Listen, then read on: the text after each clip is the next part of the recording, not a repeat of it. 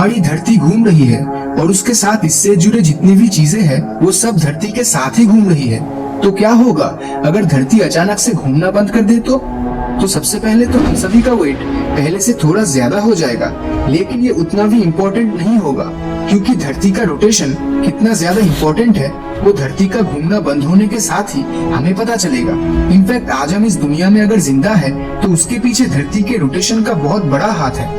धरती इक्वेटर यानी middle portion पे लगभग 465 मीटर पर सेकंड की रफ्तार से घूम रही है, और जैसे ही आप नॉर्थ या साउथ पोल की तरफ आगे बढ़ते हो तो धरती का रोटेशनल स्पीड भी धीरे धीरे कम होने लगेगा। तो धरती का रोटेशन अगर अचानक बंद हुआ तो वही होगा जो एक 100 किलोमीटर पर आवर की रफ्तार से चलने वाली कार अचानक रुक जाने से होता है, मतलब भयानक हादसा।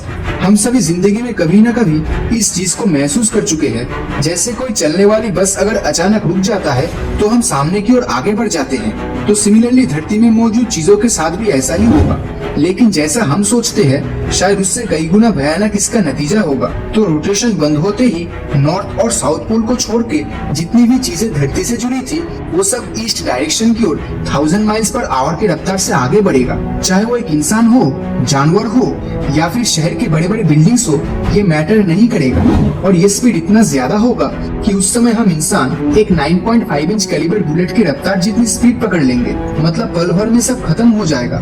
जो लोग उस समय प्लेन्स में ट्रेवल कर रहे थे उनके लिए जिंदा रहने का चांसेस काफी ज्यादा होगा, लेकिन उससे भी ज्यादा सेफ वो एस्ट्रोनॉट्स होंगे जो उस वक्त धरती के ऊपर स्पेस स्टेशन में अपना काम कर रहे होंगे। लेकिन धरती पर मौजूद इंसानी सभ्यता कुछ ही सेकंड्स में पूरी तरह से खत्म हो जाएगा और बचेगा तो सिर्फ बिल्डिंग्स और पेड़ पौधों का डिब्रिस। अब यहाँ पर दो सवाल आता है। पहला, सब कुछ ईस्ट डायरेक्शन की ओर ही क्यों मूव करेगा, अदर डायरेक्शन में क्यों नहीं? क्योंकि जनरली धरती वेस्ट से ईस्ट डायरेक्शन की ओर ही रोटेट करता है, मतलब धरती ईस्ट डायरेक्शन की तरफ घूम रहा है। तो जब इसका घूमना बंद होगा तो अर्थ के सरफेस से जुड़ी जितनी भी चीजें हैं वो ईस्ट डायरेक्शन की ओर आगे बढ़ने की कोशिश करेगा, जो न्यूटन के फर्स्ट लॉ का एक अच्छा एग्जाम्पल है। और अगर सब कुछ इतना स्पीड पकड़ लेता है तो क्या हम धरती से बाहर निकलकर स्पेस पर नहीं पहुंच जाएंगे?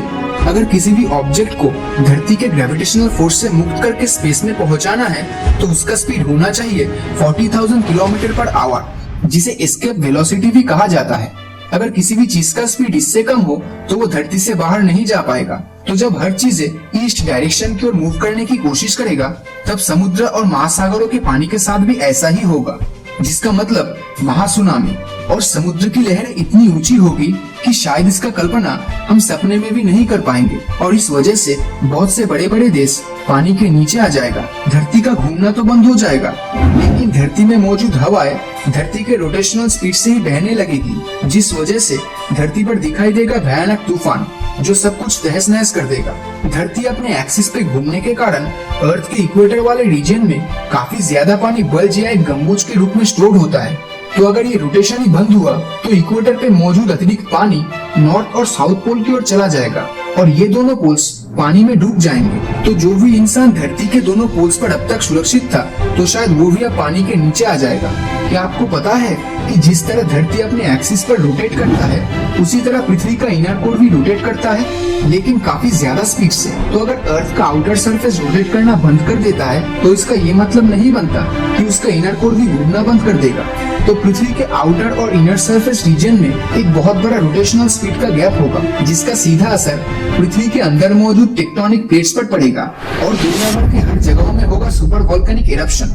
पृथ्वी घूमता है इसीलिए तो दिन और रात होता है। तो उस समय अर्थ के एक हिस्से में 6 महीने का दिन होगा और दूसरे हिस्से में 6 महीने की रात, मतलब धरती के एक तरफ होगी बेहद गर्मी और दूसरी तरफ उतनी ही ठंडी।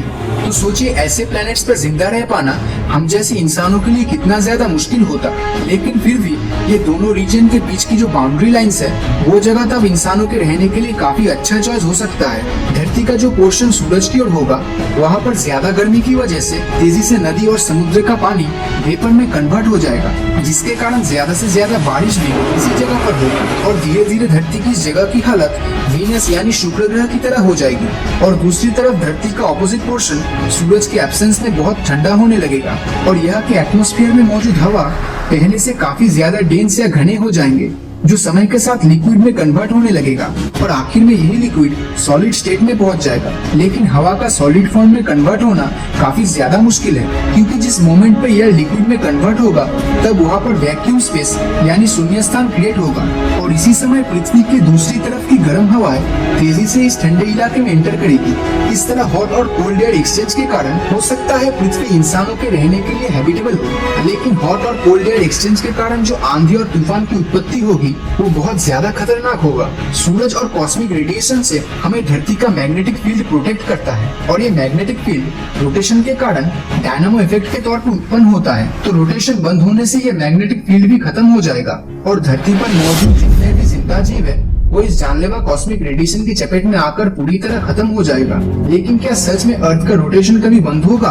शायद आप जानकर हैरान हो जाएंगे, लेकिन आज से लाखों करोड़ों साल बाद ऐसा हो सकता है, क्योंकि नासा के कैलकुलेशन के मुताबिक हर 100 साल में एक दिन में 2.3 मिलीसेकंड्स और ऐड हो रहा है। तो जिसका मतलब आज से लाखों करोड़ों साल बाद शायद धरती का रोटेशन बंद हो जाएगा। तो अगर आपको पता चले कि कल से धरती घूमना बंद कर देगा तो जिंदा रहने के लिए आप सबसे पहले क्या करने की कोशिश करोगे?